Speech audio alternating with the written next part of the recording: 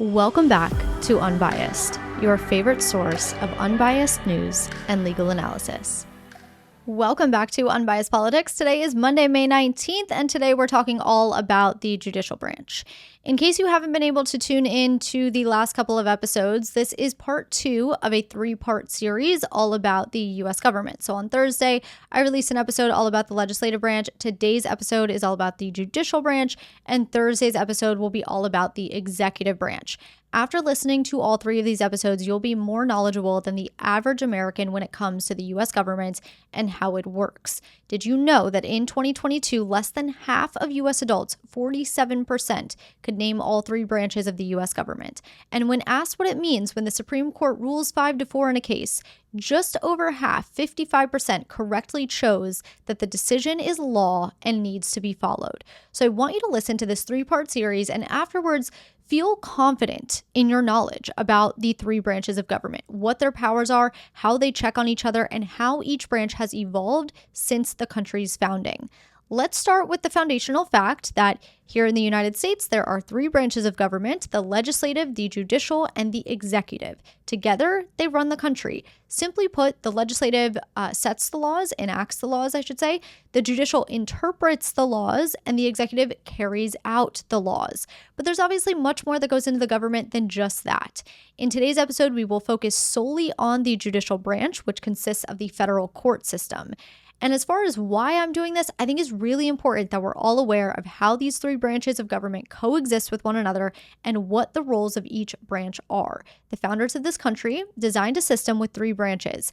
Nowadays, these branches are co-equal, but they weren't always. I mean, technically in terms of power, they were supposed to be, but when the framers wrote the Constitution, the judicial branch kind of took a major backseat to the other 2 branches. It wasn't until a year after the Constitution's ratification that the judicial branch got its key power of judicial review. Judicial review doesn't even exist in the Constitution, but we'll get to that more a little bit later.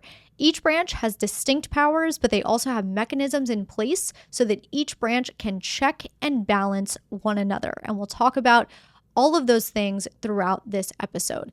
So let's start the episode with a few of the fundamentals when it comes to the judicial branch. Whereas Article 1 of the Constitution established the legislative branch, Article 3 established the judicial branch. And yes, Article 2 established the executive branch, but we'll get there on Thursday. The Constitution tells us a few things, not much, but a few things about the judicial branch and how it's supposed to function. Now, these things are set forth in 3 sections that make up Article 3 of the Constitution. Section 1 of Article 3 says that the judicial power of the United States is to belong to one Supreme Court as well as other inferior courts that Congress is to establish. Section 1 also tells us that judges are to receive a compensation for their services and can hold on to their positions so long as they maintain good behavior, but that's it. It's pretty vague. Section 2 of Article 3 tells us which cases the federal courts can hear, and those are cases that involve the following: the U.S. Constitution, federal laws, treaties made by the United States, cases involving ambassadors or foreign officials, cases that happen at sea or involve ships, the U.S. government, disputes between 2 different states, disputes between a state and citizens of another state, disputes between citizens from different states, and disputes between a state or a U.S. citizen and a foreign country or foreign citizen. Section 2 also tells us that the Supreme Court gets to hear certain cases first, without those cases going through the lower courts. This is called original jurisdiction, and it only applies to cases involving ambassadors or foreign officials or cases where a state is directly involved. For all other cases, Section 2 says the Supreme Court can only hear them after they've gone through the lower courts first. And then finally, Section 2 tells us that all criminal trials, except for impeachment cases, must have a jury, that the jury must happen in the state where the crime happened. And if the crime didn't happen in a state and instead, happened in the middle of the ocean or U.S. territories, Congress is to decide where the trial takes place. Section 3, the last section of Article 3, talks about treason. It tells us that treason against the United States means either waging war against the United States or helping enemy countries. It tells us that a person can't be convicted of treason unless two people saw them commit treason and they both testify about it, or if the person confesses to treason in open court. And then finally, Section 3 tells us that Congress gets to decide what the punishment for treason will be, but specifies that the punishment cannot affect the person's family or their heirs. So, as I said, Article 3 of the Constitution, which consists of those three sections we just went over, are what established the judicial branch of the United States government. Now, you might be thinking, well, there was a lot of substance there. It sounds like a lot because I'm just, teaching you one thing after another. But really, when you look at what's included in Articles 1, 2, and 3, there is nothing included in Article 3. There really was not much thought that went into the creation of the judicial branch. But the one thing the framers did do is lay out the various ways in which the legislature gets to control the judiciary. So it's almost like the framers didn't know what the judiciary would look like or how it would act, amongst the other branches of government. So they just said, let's just put it in here and we'll let Congress figure out the rest. But one of those ways that, Congress checks on the judiciary or controls the judiciary is that Congress confirms judges and justices. Now, the president can appoint them, but Congress has the ultimate say in whether they get confirmed. Another power Congress has over the judiciary is getting to set rules surrounding which cases the courts can hear. This is otherwise known as jurisdiction. It's not actually the judiciary that decides what types of cases it hears, it's Congress. And then third, Congress has the power to establish the inferior courts of the United States, not the Supreme Court, but the courts below the Supreme Court. Now, there are, of course, many other checks that Congress and the executive branch have on the judiciary, but those are the three checks explicitly stated in Article 3 of the Constitution. If you noticed, as we were going through the sections of Article 3, absolutely nothing in Article 3 of the Constitution talks about judicial review, which is the court's number one power. It's the power to interpret laws and the Constitution.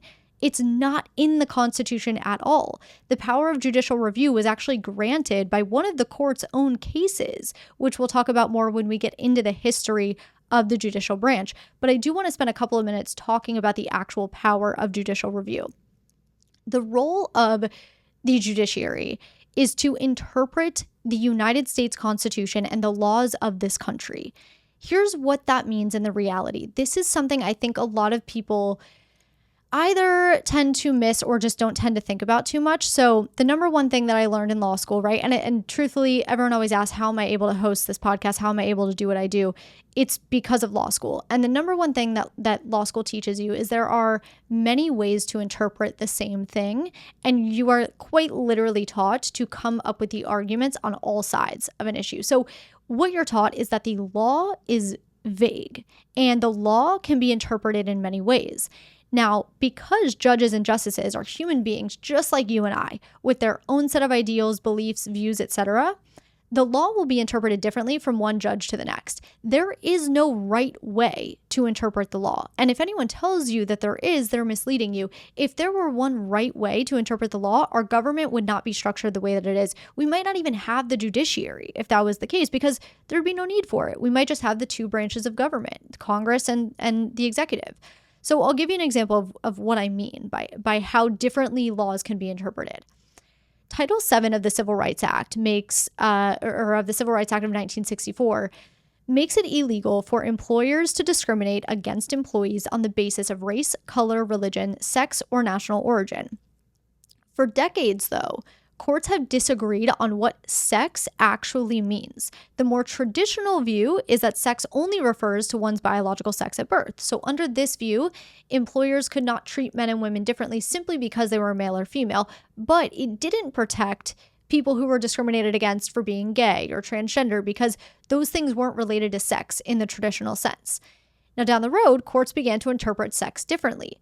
Under this more progressive view, discrimination based on sex includes discrimination based on sexual orientation and gender identity, because that type of discrimination involves sex stereotypes or treating someone different based on the sex of who they love or how they identify.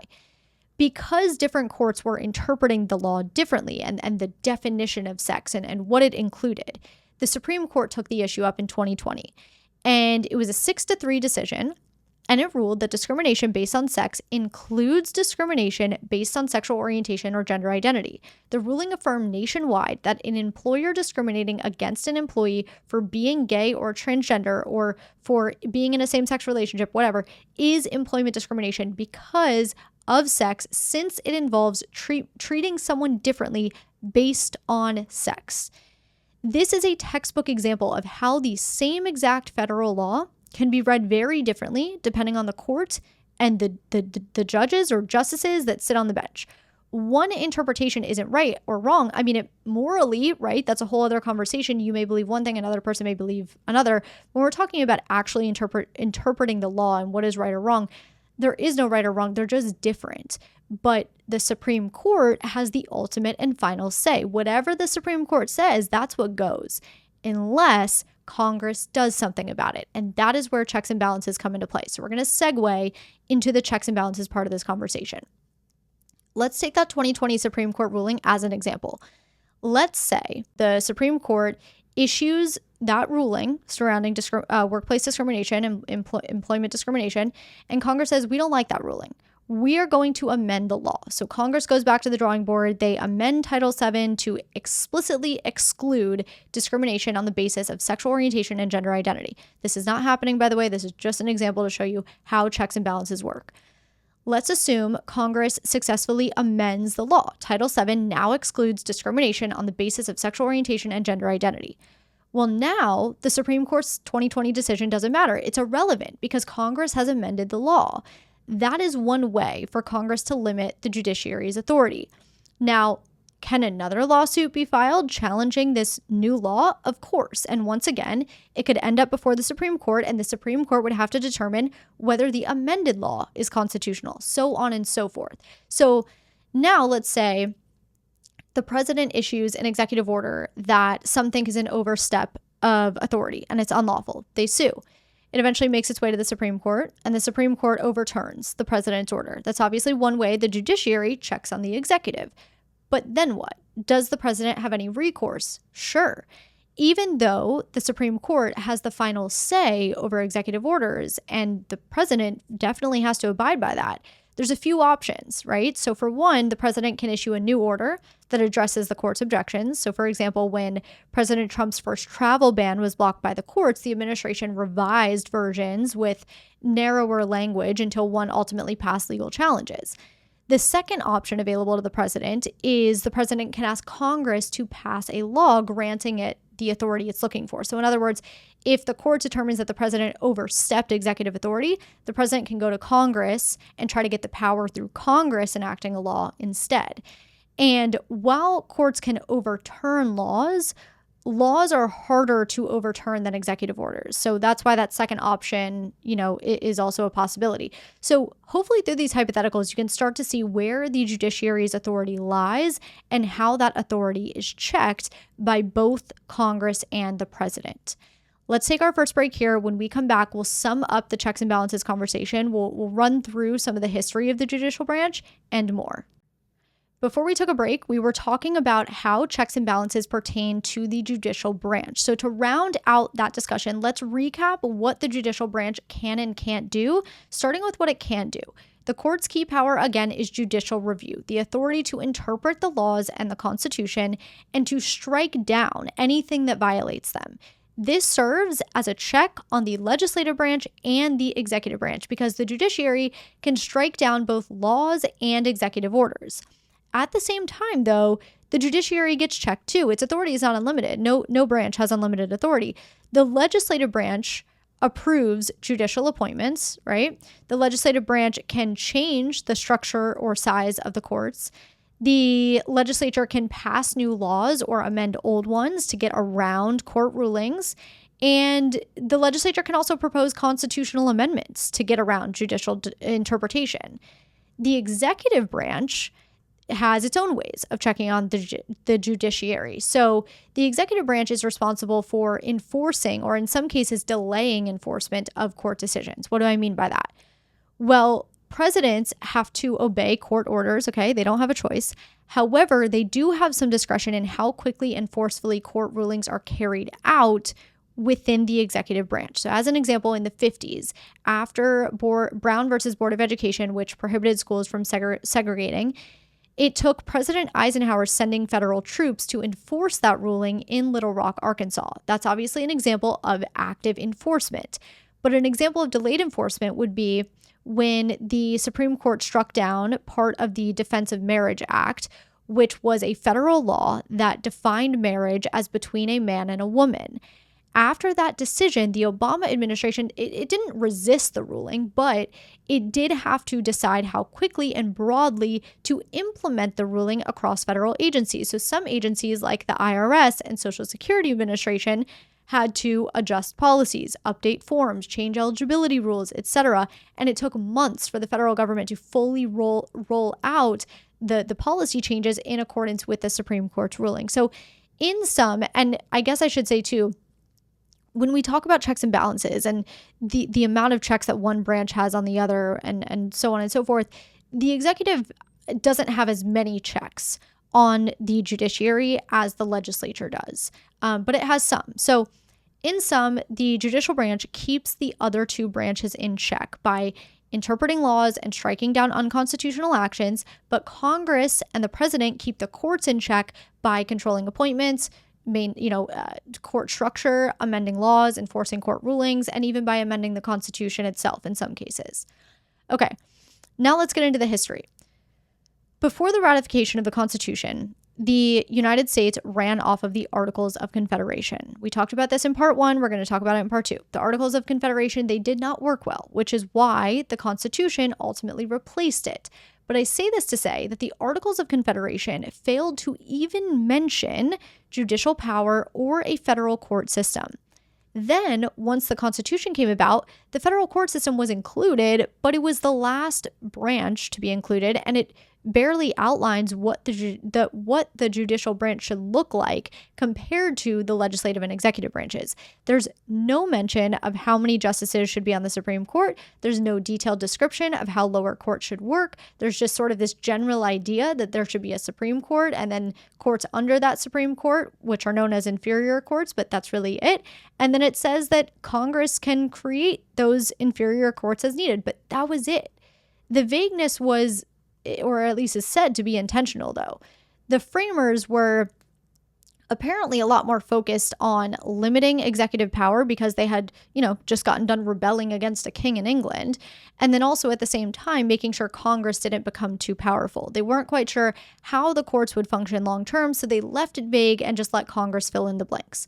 So less than a year after the Constitution was ratified, Congress passed the Judiciary Act of 1789, which served as basically the blueprint for the entire federal court system.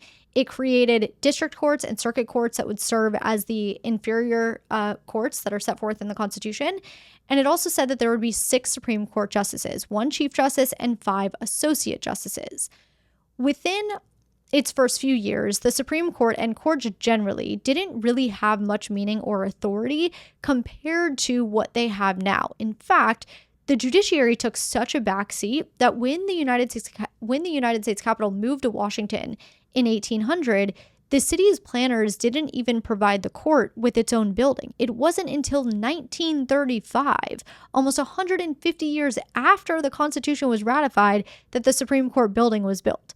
But the lack of judicial authority and meaning changed in 1803 with a case that you've probably heard of called Marbury versus Madison. This is the case I talked about in the beginning of the episode, which led the court to give itself the power of judicial review, the ability to declare laws or executive actions unconstitutional.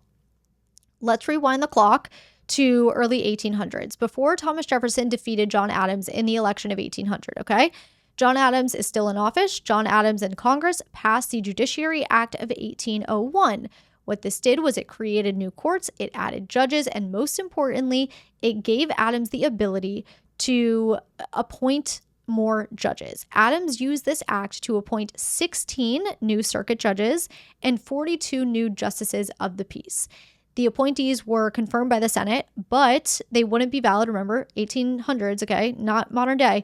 These confirmations weren't valid until their commissions were delivered by the Secretary of State. William Marbury had been appointed as one of the justices of the peace, but his commission wasn't delivered. So what does Marbury do? He goes ahead and he asks the Supreme Court to compel the Secretary of State to deliver the documents. In a 4-2 decision, the court found that James Madison, he was the Secretary of State, the refusal to deliver the commission was illegal, okay? But that wasn't the major element of this decision. The court also found that the actual provision of the Judiciary Act of 1789 that allowed Marbury to bring his claim to the Supreme Court in the first place was unconstitutional. And that was that. All of a sudden, the court was now declaring law unconstitutional, and judicial review was born.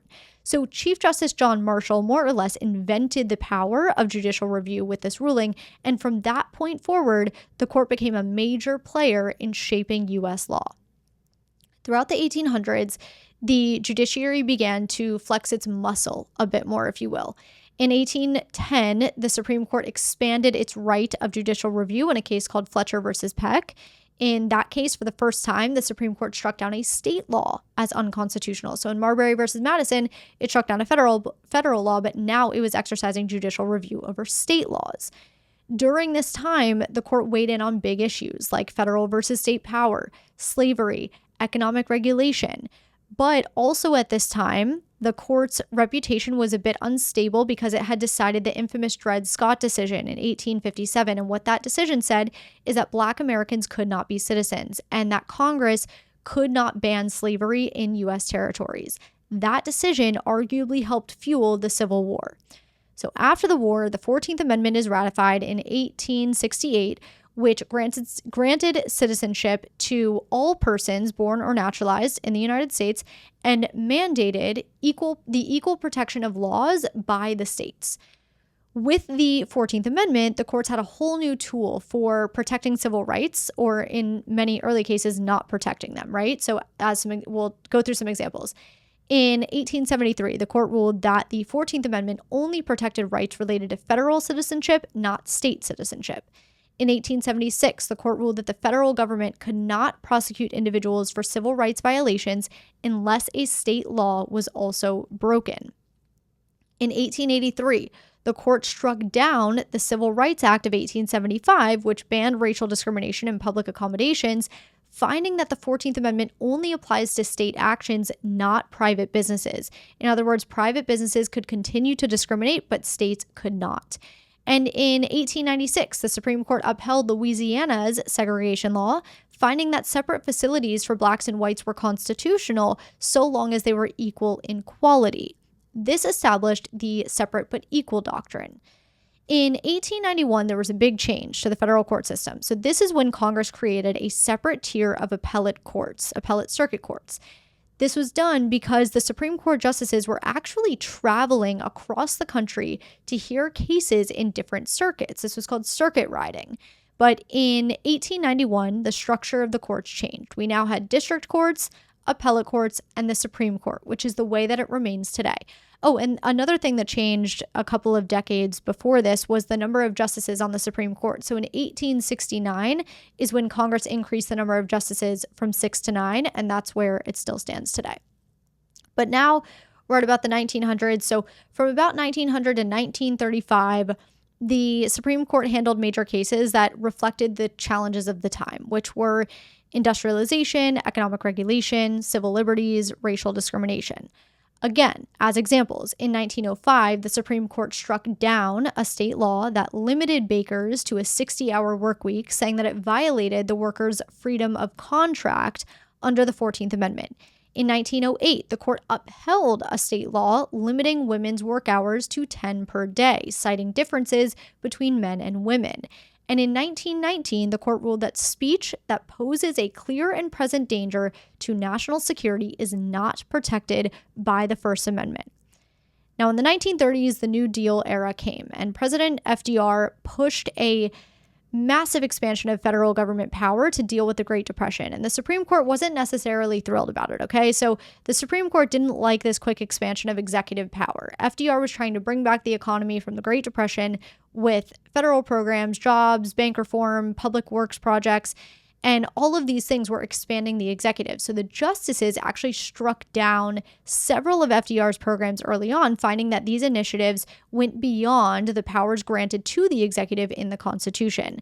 As an example, the court struck down FDR's National Industrial Recovery Act, finding that it gave the executive branch too much legislative authority. Now, because the Supreme Court was, in a sense, limiting the actions that FDR was trying to take, FDR proposed his famous court packing plan in the Judicial Procedures Reform Bill of 1937. This plan would have added up to 6 new justices to the Supreme Court, one for every justice over the age of 70 who did not retire.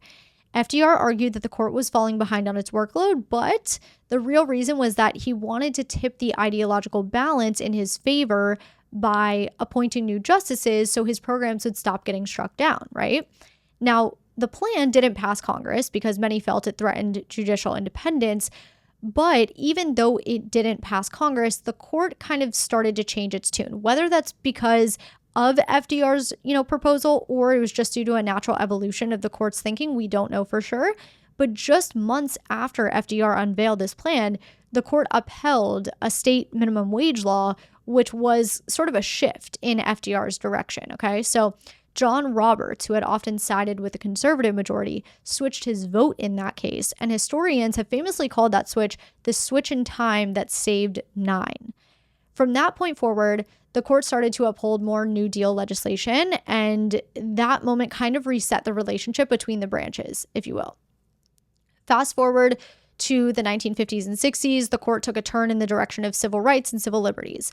Under Chief Justice Warren, the court issued various landmark rulings like Brown versus Board of Education, which struck down segregation in public schools, Gideon versus Wainwright, which guaranteed the right to an attorney, and Miranda versus Arizona, which led to our Miranda rights.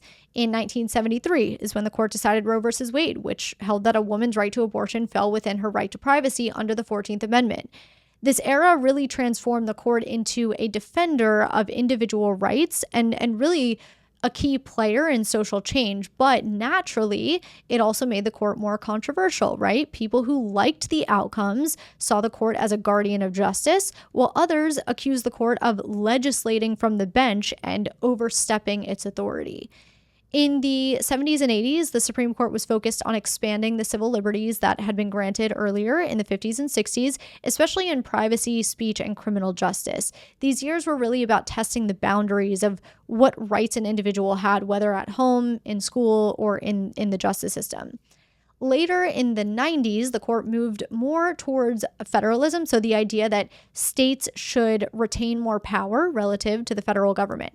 There was also an increased emphasis on religious liberty and reinforcing the separation of powers. In the 2000s, this was the post 9/11 era, so it came with intense debates around national security and civil liberties. At the same time, the court was increasingly being drawn into social and cultural debates, so things like same-sex relationships, affirmative action, and abortion. And then within the last 5 years, these social and cultural debates have heated up. And at the same time, the court's been defined by a return to textualism and originalism, meaning the text of the Constitution and the original intent of the framers. So as you can probably see, each era of the court, the Supreme Court, really the court system as a whole, because the cases make their way up, but each era in the courts reflects the political, cultural, and ideological tensions of its time. In the 70s and 80s, the court was about what rights people have. In the 90s, it focused on who has power, federal government versus the states. In the 2000s, it grappled with how to balance liberty and national security. And then today, it's about what the Constitution really protects and what it doesn't. Let's take our second and final break here. I'll be right back, though, to talk through the structure of the federal court system and more. Welcome back. I think this is the part of the judicial branch that I am most excited to break down because it's the part that most Americans don't fully understand, and that is how the judiciary is structured. It's complex, but I think I can break it down in a way that makes it easier to grasp. At least I hope so, okay? First and foremost, here in the United States, we have state courts and we have federal courts. State courts hear certain cases, federal courts hear other cases. State courts are part of state governments, federal courts are part of the federal government. So when we talk about the judicial branch of the United States, we are only talking about the federal court system. We are not touching state courts at all in this episode. Now, to envision the structure of the federal court system, I want you to imagine a pyramid, okay? Divide that pyramid into 3 sections. Once you do that, you're left with a bottom third, a middle third, and a top third, right? So picture this. The bottom third section consists of the federal district courts. The middle third section consists of the federal appellate courts. And the top third section consists only of the Supreme Court of the United States.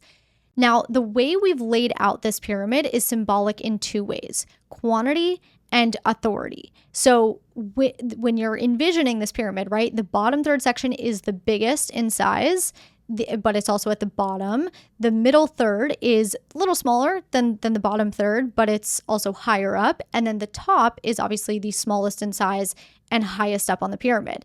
So when I say it's symbolic in 2 ways, quantity and authority, this is what I mean. The bottom third section consists of the federal district courts because there are more federal district courts than any other type of federal court, and because they hold the least amount of authority. So they're on the bottom, but the bottom is also the biggest, right? Because there's the federal district courts, there's more of them than any other court. The middle third section of the pyramid consists of the federal appellate courts because there are less appellate courts than the district courts, yet appellate courts hold more authority than the district courts below. Appellate courts can overturn district court rulings. And then finally, in the top third of the pyramid is the Supreme Court of the United States. There's only one Supreme Court of the United States, which is why that section of the pyramid is so small, but it sits at the top of the pyramid because it's the most powerful court in the land. The Supreme Court can overturn district court rulings and appellate court rulings, and it has the ultimate and final say in any legal dispute. There is no court above the Supreme Court. So to recap, we have the federal district courts on the bottom of the pyramid, the appellate courts in the middle of the pyramid, and then the Supreme Court at the top. Now, when you file a lawsuit in federal court, the first court you are going to litigate in is the district court. You're starting at the bottom.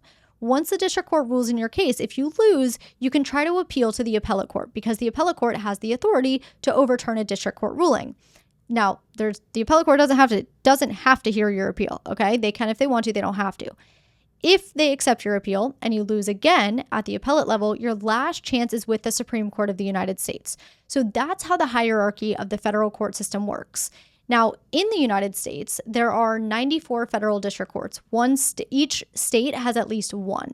Florida, for example, has 3. Florida has a northern district court, a middle district court, and a southern district court. Depending on where your dispute arises, that'll determine which court you file a lawsuit in. States like Alaska, Montana, North Dakota, 7 other states, and DC only have 1 federal district court in the whole state. When it comes to appellate courts, there are 13 appellate circuit courts in the United States. Each are split into circuits. So you have the First Circuit Court of Appeals, the Second Circuit Court of Appeals, the Third Circuit Court of Appeals, so on and so forth until the 11th Circuit Court of Appeals. You also have the DC Circuit Court of Appeals, which is specifically for Washington, D.C., and then the Federal Circuit Court of Appeals, which we'll talk about more in a minute, but there's your 13. Each Circuit Court of Appeals has its own region of the country that it is responsible for hearing appeals from. So federal cases out of Florida, Georgia, and Alabama appeal to the 11th Circuit Court of Appeals. Federal cases out of Wisconsin, Illinois, and Indiana appeal to the 7th Circuit Court of Appeals. The biggest Circuit Court of Appeals is the 9th Circuit, which hears appeals from Washington, Oregon, Montana, Idaho, California, Nevada, Arizona, Hawaii, Alaska, Guam, and the Northern Mariana Islands. Now, the 13th appellate court is called the 13th Court of Appeals for the Federal Circuit. This appellate court is different than the other 12 in that it has nationwide jurisdiction to hear appeals in specialized cases. So the 13th Court of Appeals, it's not limited to appeals from certain states like the other appeals courts are. It's just limited to appeals in certain cases. These typically are cases like, cases involving patent laws, cases decided by the U.S. Court of International Trade, and cases decided by the U.S. Court of Federal Claims. The Supreme Court is the highest court in the country, okay? So now we're at the top of the pyramid. It hears appeals from all 13 appellate circuits. On the Supreme Court sit 9 justices. What's the difference between a judge and a justice, you might ask? Put simply, a judge works in the lower level courts like the district courts and the appellate courts, whereas justices serve on the Supreme Court. Keep in mind, though, that's the federal distinction. States have their own state rules and titles for judges and justices, but we're not getting into all of that, okay? So each of the 9 justices on the Supreme Court bench serve life terms. They are nominated by the president and confirmed by the Senate. Because they serve life terms, that means not all presidents get to nominate justices. It really depends on when there are vacancies, either due to retirement or death. And because of this, sometimes these justices will intentionally retire at a certain point, okay? So I'll give you a more recent example of when a justice did not retire, and many Democrats felt that she should have. Justice Ruth Bader Ginsburg was a liberal justice on the bench until 2020 when she died at 87 years old. Not only was she the oldest justice on the bench, but she had been battling cancer for 11 years. Now, because she died in 2020, when President Trump was in office, Trump got to appoint her replacement. Consequently, RBG, a liberal justice, was replaced with a more conservative justice, Justice Amy Coney Barrett, who I would actually say is more in the middle, but does lean conservative. Now, if RBG had retired in 2016 at the age of 83, when President Obama was president, Obama would have replaced her with another liberal justice, and the court would have, it wouldn't have eventually gone 6-3 conservative liberal split. It instead would have probably been 5-4 conservative liberal split. So sometimes justices plan out the retirement so the replacement will be along similar ideological lines. But I digress. Let's go back to the 9 justices and what their roles are. The Supreme Court bench consists of 8 associate justices, 1 chief justice. The chief justice is distinct in that he holds special administrative and leadership roles that other justices don't. The Chief Justice serves as the chair of the Judicial Conference of the United States. He supervises the process of selecting the cases the court will hear. He supervises discussions about the cases at private conferences, swears in the president at the inauguration. He also presides over impeachment trials. The Chief Justice also is the head of the federal judicial branch, and it's 30,000 employees. So currently the Chief Justice is John Roberts. He was nominated by President George W. Bush and confirmed by the Senate in 2005, and he will remain Chief Justice until either retirement or death. So that's the Chief Justice. The other 8 justices, the associate justices, are under the Chief Justice. There's really not much to say about them. In fact, there are no formal constitutional requirements to become a Supreme Court justice other than being nominated by the president and confirmed by the Senate. Technically, you don't even have to have a law degree or experience in the law at all. One last thing I want to say though here, and this is something a lot of people don't know, is it has to do with the procedure of appeals. So when a case is appealed to the Supreme Court from an appellate court, the appeal goes to one of the 9 justices depending on which appellate circuit the case came from. In other words, each justice is responsible for the appeals from at least one circuit court of appeal. I'll give you some examples. Chief Justice Roberts gets appeals from the D.C. Circuit Court of Appeals and the 13th Court of Appeals. Justice Jackson gets appeals from the 1st Circuit. Justice Sotomayor gets appeals from the 2nd Circuit. Justice Alito gets appeals from the 3rd and 5th Circuits. Justice Kavanaugh gets appeals from the 6th and 8th Circuits, so on and so forth. Now, keep in mind, each justice has multiple law clerks, right, which are basically really smart aides. So these clerks are the ones that read and summarize the petitions to the court into memos called cert memos. And this just helps the justices quickly review the cases that are submitted for review. So if a case gets appealed from the 5th Circuit, let's say, Justice Alito's law clerks will write up a cert memo and give a copy to each of the 9 justices that breaks down the case. If 4 of the 9 justices want to hear a case, the court will take it. Note that it doesn't need a majority, only 4. This rule is intended to protect the minority interests. Also keep in mind that the Supreme Court is under no obligation to hear an appeal. It will usually only accept an appeal if the case could have national significance, maybe precedential value, or might resolve conflicting decisions between the federal appeals courts. In fact, of the roughly 7,000 to 8,000 cases that it's asked to review each year, it typically only accepts about 100 of those. So that's a little bit about how the appeals process works in the United States. Now let's finish with some fun facts about the judicial branch, mostly about the Supreme Court, really, but we'll get at least one in there about the judicial branch as a whole.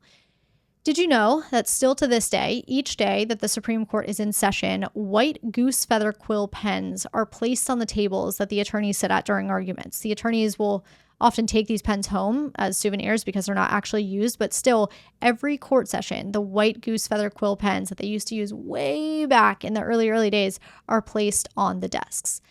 Justice Kagan, who is still on the Supreme Court bench, is responsible for the installation of the first frozen yogurt machine in the Supreme Court cafeteria. Per court tradition, each new justice has to serve on the court's cafeteria committee, which is a tradition where the newest justice is assigned to oversee the court's cafeteria. It's seen as a way to humble new justices since they typically have to deal with things like food complaints. But Justice Kagan is no longer the newest justice on the bench. She's just known for the first frozen yogurt machine. As you may have picked up on very early in this episode, the Constitution says the least about the judicial branch compared to the other two branches. Article 3 of the Constitution is much shorter than Articles 1 and 2, which govern Congress and the presidency, respectively. Did you also know that because the Supreme Court did not have a permanent home until 1935, the court bounced between borrowed spaces for roughly 150 years, including, at one point, the basement of the Capitol building, though it moved its meeting place at least 6 times within the Capitol alone. So even though all 3 branches of government were created at the same time, for some reason, the government didn't feel it was necessary to create a home for the highest court. The Capitol was built in 1783, the White House was built in 1792, the Supreme Court wasn't built until 1935. And finally, did you know that you do not have a constitutional right to appeal? We kind of touched on this in the episode, but you do have the right to a fair trial. You just are not guaranteed the right to appeal that case. It is the court above that will decide whether or not you can appeal. That concludes our deep dive into the judicial branch. Throughout this episode, we talked about its origins, how it fits into the checks and balances system, and how the court system is structured from the district level all the way up to the Supreme Court. Whether it's interpreting laws, striking down unconstitutional actions, or deciding landmark cases that, shape our daily lives, the judicial branch plays a massive role in how our government functions. So next time you hear about a major Supreme Court case or a federal judge's ruling, you'll know exactly how it fits into the bigger picture and why it matters. As always, thank you for being here. If you found this episode insightful, please share it with a friend who's also trying to make sense of how the government actually works. Don't forget, staying informed is one of the most powerful things we can do. Have a fantastic next couple of days, and on Thursday, we will dive into the executive branch.